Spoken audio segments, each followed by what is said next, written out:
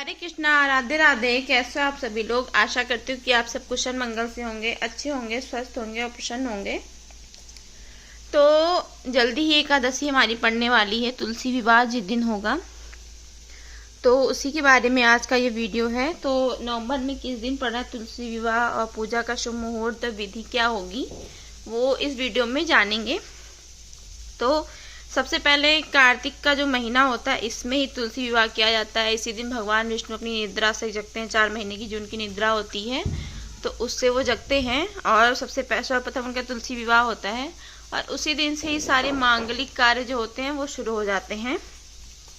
और इसी दिन से भगवान विष्णु और तुलसी जी की सबसे पहले विवाह करके बाकी सब मुंडन, शादी विवाह, एंगेजमेंट, जो भी घर का काम है, गृह प्रवेश इत्यादि शुरू हो जाएंगे। तो सबसे पहले जानेंगे कि तुलसी विवाह क्या होता है। मतलब तुलसी विवाह की जो विशेष धार्मिक मान्यता होती है इस दिन। और सभी लोग होते हैं जो अपने सनातन धर्म में लोग होते हैं वो लोग तुलसी माता और भगवान विष्णु का जो शालिग्राम स्वरूप है, बहुत सारे लोग लड्डू गोपाल जी को भी रखते हैं और उन दोनों की शादी करवाते हैं। तो पंचांग के अनुसार जो है कार्तिक मास की द्वादशी तिथि पर तुलसी विवाह किया जाता है, एकादशी के दूसरे दिन। इसमें जो 4 महीने की जो इनकी योग निद्रा है भगवान विष्णु की, तो उससे उठेंगे। फिर देव उठनी एकादशी भी उसको कहते हैं। उसके बाद तो उनकी शादी होती है, उसी से सारे मांगलिक कार्य शुरू हो जाते हैं।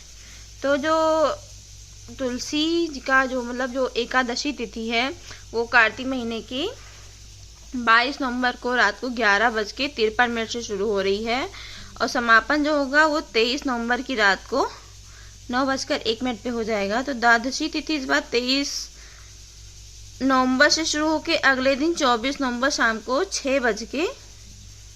7:06 पे समाप्त होगी। तो इसके चलते जो द्वादशी तिथि है वो उसी दिन ही 24 नवंबर के दिन तुलसी विवाह किया जाएगा।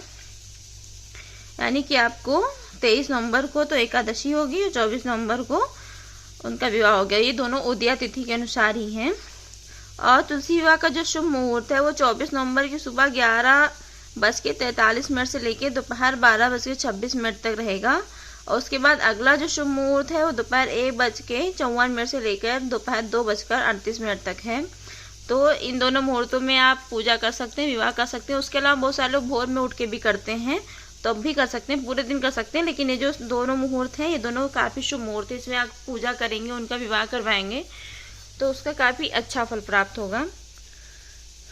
तो इस दिन सबसे पहले आप लोग सर्वप्रथम सुबह उठेंगे ब्रह्म मुहूर्त में। उसके बाद स्नान करके व्रत का संकल्प लेंगे। उसके साथ ही भगवान विष्णु का ध्यान करेंगे। उनके समक्ष मंदिर में फूल, फल और तुलसी के जो पत्ते होते हैं वो आपको 2 दिन पहले तोड़ के रख लेने हैं, कोई अच्छे दिन देख के, क्योंकि तुलसी एकादशी द्वादशी तिथि को तुलसी के पत्ते नहीं तोड़े जाएंगे।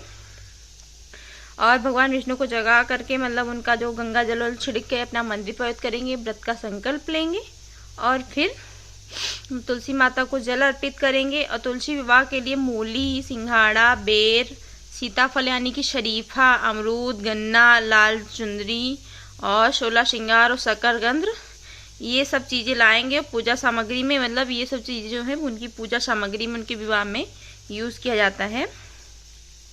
और गन्नों का जो होता है मंडप सजाया जाता है। तुलसी के पौधे को मंडप में रखेंगे और भगवान विष्णु का जो शालिग्राम स्वरूप है या लड्डू गोपाल जी हैं उनके साथ रखेंगे। और तुलसी माता के सामने सारी 16 श्रृंगार की वस्तुएं रखेंगे। जैसे मेहंदी हो गई, बहुत सारे लोग साड़ी और बिछुए ये सब भी चढ़ाते हैं। तो जैसे आपकी जो भी शक्ति हो, मतलब इच्छा शक्ति जो भी हो, जो जिस चीज़ को करने में आप सक्षम हो वो सब जरूर करें।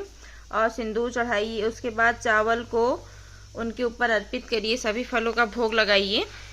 इस तरह से सरल विधि से ही उनका विवाह संपन्न हो जाता है तुलसी जी का। तो ये सारा जो है पूरा ये मेरा वीडियो अगर आप लोग अच्छे से करेंगे, बहुत ही आसान विधि में मैंने आप लोगों को बताया तुलसी का विवाह करना। बाकी आपको कुछ नहीं करना है, बस आपको गन्ने का मंडप लगाना है। 4 गन्ने होते हैं, उनका मंडप लगाना है। तुलसी जी को 16 श्रृंगार की वस्तुएं, सबसे पहले तुलसी जी को एक कपड़ा बिछा करके और वहाँ रखेंगे मंडप के नीचे। फिर शालिग्राम जी को उनके साथ ही उसी गमले में ही रखेंगे और उसी में आप सिंदूर चढ़ाएंगे। सबसे पहले फल फूल चढ़ाएंगे, मेवा चढ़ाएंगे, साले जो 16 श्रृंगार की वस्तुएं होती है उनको चढ़ाएंगे। और उसके बाद सबको प्रसाद वितरण करेंगे। बस इसी तरह से विवाह जो होता है संपूर्ण हो जाता है। उसके बाद जब आप सिंदूर चढ़ा देंगे तो भगवान शालिग्राम को हाथों में ले लीजिए, फिर तुलसी के चारों परिक्रमा करिए। जिसके बाद तुलसी को शालिग्राम के बाईं ओर रख के उन दोनों की आरती उतारिए। इसके बाद ही इन लोगों का विवाह संपन्न हो जाएगा। आपको परिक्रमा भी करनी पड़ेगी सिंदूर लगाने के बाद, फिर ऐसे ही विवाह हो जाएगा। तुलसी विवाह के दिन जो होता है व्रत का विशेष ही महत्व होता है।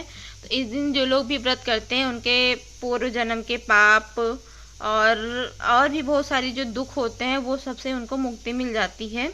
इस दिन बहुत सारे लोग नदी में स्नान करने भी जाते हैं। दान का भी महत्व है और इसको देवउठनी एकादशी कहते हैं। और तुलसी को विष्णु प्रिया नाम से जाने जाता है, इसलिए भगवान विष्णु का विवाह तुलसी से भी करवाया जाता है। तो ये आज की मेरी वीडियो है। अगर आप लोगों को पसंद आई हो तो प्लीज़ मेरे चैनल को लाइक शेयर और सब्सक्राइब जरूर करिएगा।